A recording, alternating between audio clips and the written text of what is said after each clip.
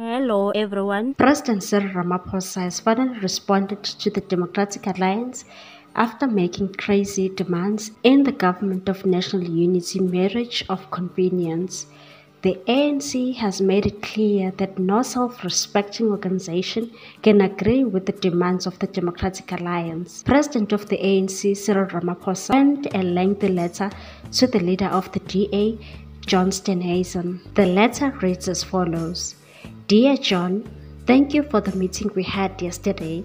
I thought we had a very good constructive discussion. Following the recent exchange of letters between the DA and the ANC, I indicated to you that I did not believe it is appropriate to negotiate through correspondence the important agreement that the parties to the statement of intent to form a government of national unity are trying to put together.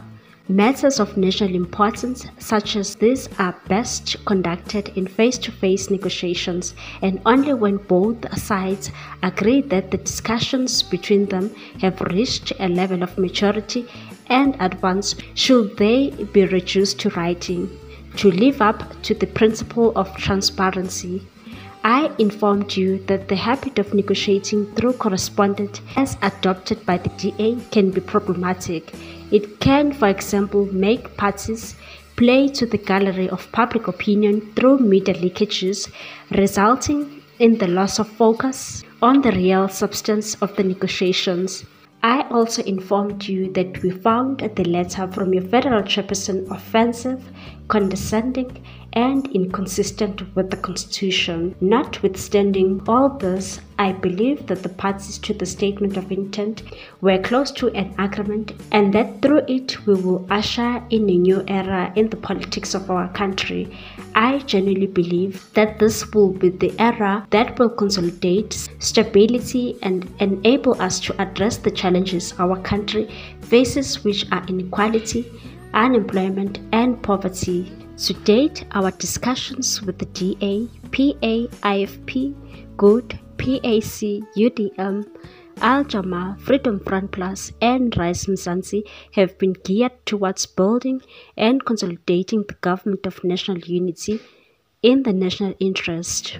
The discussions with all parties to the statement of intent have served to enrich an appropriation for the Constitution and its values, as well as an understanding of the rules and protocols that facilitate effective and lawful government.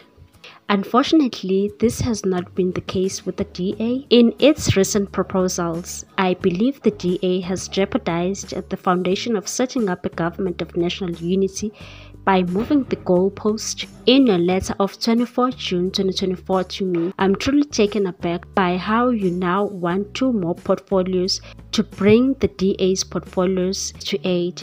You have said that you would like new portfolios to be allocated to the DA out of the options of sports, arts and culture, agriculture, rural development and land reform, or public service and administration.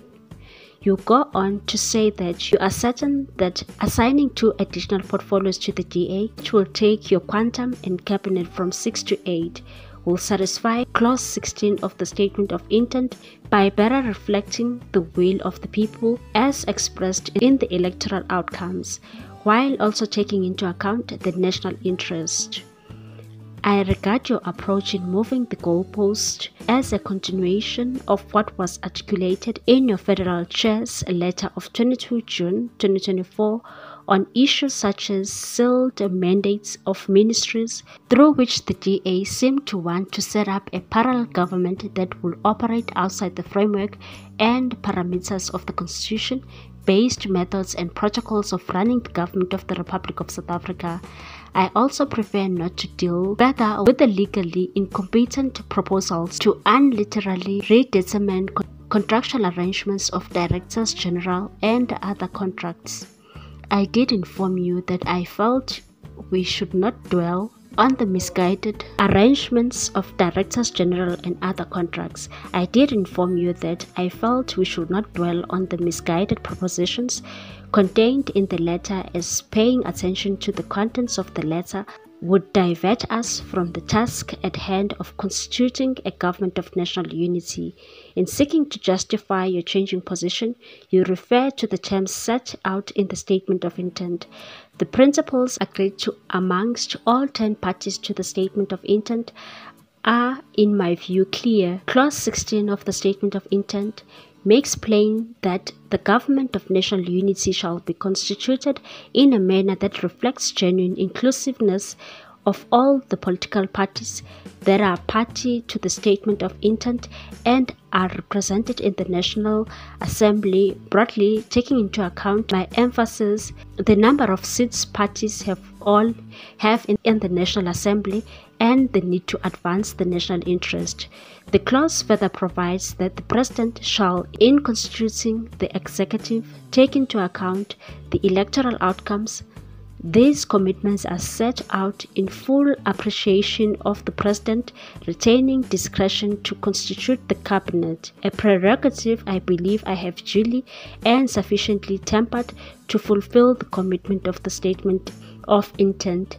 Furthermore, the constitutional requirement that the Cabinet work as a collective under President's leadership is reflected in a focus on national interest, consensus on the above principles, inclusively and accountability. It is not respected if we divert our focus from the national interest and broad will of South Africans to the strictness of numerical representation. The latest proposals by the DA do not, I'm afraid, align with the principles adopted and encapsulated in the statement of intent. The way they have been submitted undermines the process we had committed to following: open, grounded, consistent, constitutionally compliant engagements, honoring the collective understanding of our goal to create a government that reflects the will of the people. We are unable to accede to the DA's latest proposals, nor its continuously changing interpretation of the meaning of the statement of intent and moving the goalpost. Any discussions with the DA must therefore start with the need for an understanding of the principles embraced by all the parties to the statement of intent. I am sure that you are aware that the DA is not the only party we are negotiating with on the setting up of the government of national unity.